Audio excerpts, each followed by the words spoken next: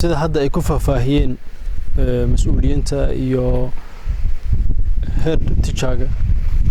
ay ku faahfaahiyeen amin 4 saac ay tahay baa khawr waxana soo gaaray iskuulkan aad arkaysaan Saredo Primary School in dhibaateyntan leeg ay soo gaadhay qolkii ardayda ay seexan hayeen halkii hoyga u ahayd daweel buubisay خسارة أنت لاقنا وكذا شيء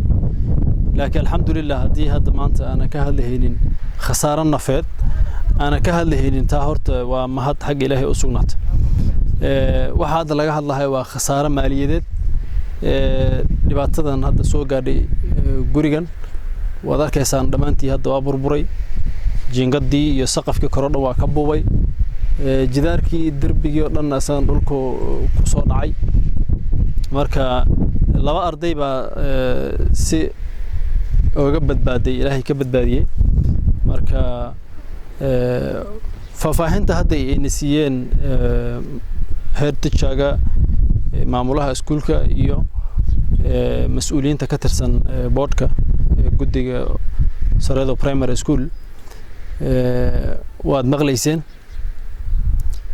iskuulkan wuxuu u yahay laf dhabar deegaanada ku xeeran oo dhan buu laf dhabar u yahay waa boarding school waa halka ay iskugu imaadaan deegaano dhan oo halkan ku hareereysan halkay iskugu imaadaan ardaydii u soo waxbarasho doontaan arday badan oo waxa jiraan waalidiintood iyo dadkii dhalay ay tuulooyin kala degan yihiin qaar baadiyaha ay jiraan oo waxbarashadoodii halkan ay ka soo raadsadaan maadaama ardayga hooyadii aabihii ay xoolo dhaqatay yihiin baadiyihii xoolo la jiraan meesha kaliya fursad uu ka helahay inuu hoyna ka helo waxbarashana ka helo cuntana ka helo waa halkan aad arkaysaan marka maantana musiibadana qabsatay waxaad ka fahmi kartaa in si degdeg wax qabadkeeda loogu baahan yahay marka uu koowaad saaka arinta la ii soo sheegay isla markiiba waxaan la xiriiray xafiiska sub-countiga u xil saaran waxbarashada midda hoosare iyo midda hoosaba waan la xiriiray isla markiiba arintii waan ku wargelinay sidoo kale gaaris xafiiska countiga u xil saaran dhanka waxbarashada hoose sidoo kale waan ku wargelinay ilaa iyo structureska ay ka kooban tahay waxbarashada xafiiska sidoo kale laanta dawladda sare Garissa County u qaabilsan waxbarashada ayadana waan ku wargelinay dhanka special programka iyo qaybaha gurmadka degdega ee arrimahan oo kale markay imaadaan macaawino si degdeg ah u fidin karaan sidoo kale waan la xiriirnay xafiiska UNHCR ee waxbarashada ayadana khabar baan gaarsiinay in arrintan oo kale ay dhacday tilaaba aad loo dadajinayo daahinina ardaydii in dib ay u helaan hoygoodii fursadda hadana mar labaad ay dib ugu soo noqoto waad arkaysaan cad caawadan aan ka hadlayno ilmihii halkan ku hoyanayeen ilaa 250 arday baa halkan ku hoyanaysay saacadan aan taaganahana caawa meel ay ku hoyanayaan ma haystaan marka maadamtu waxay sheegtay in qolkii cuntada loogu qaybinayo ardayda inay caawa hoy u tahay saad arkaysin oo boardingkan 2010 valis 2010 maanta 2019 intaasoo yaa ilmaha ku heeray 200 iyo wali wax la jiro anug ba ku xigta saaka 4 saac inkastoo aan hadda ka maqnaa 4 saac wax la jiro markii break aadayn ee dabasha toofaan ku dhufatay si leeshay laba anug ba ku jireen gudaha labadana ilaahay ba ka baaday markay indiriyaanka maqleen ka baxeen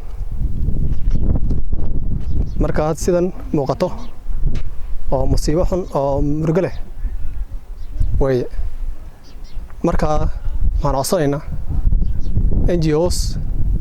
county government national government marka hadda MB bound imagine no jira MB ga imagine no jiro illa education waxaan ka codsanaynaa gurmud degdeg ah ilmaha hadda midterm baa la yiri midterm oo tadoob marka dhamaatadana ma hoyd biraan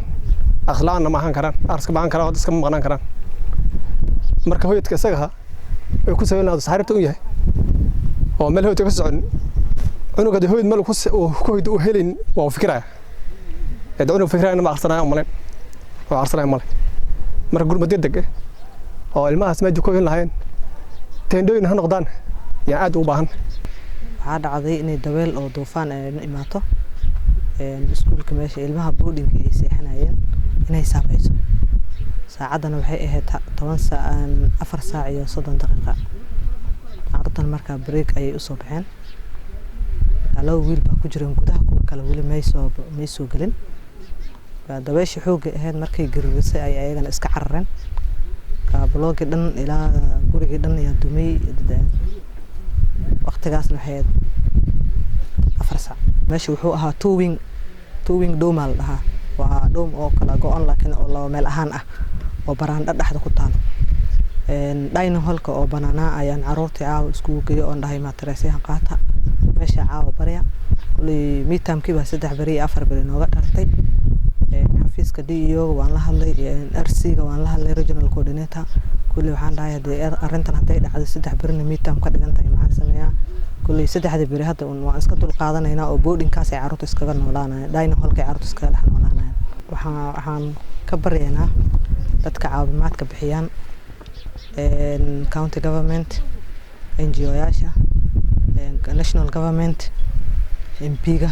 iyo wax allaala wixii la halmaalo UNHCR wax allaala wixina saacideyn karo maadaama boardingka ilmaha ayna ku noolaan karin dining hallkana ay tahay meel iska fulo oo dabeel aad u jirto waxaan jeclaan lahaa in si ugu dhaqsi badan inta miitam ka daan ku jirna caawimaad nolo raadiyo hatta Ministry of Education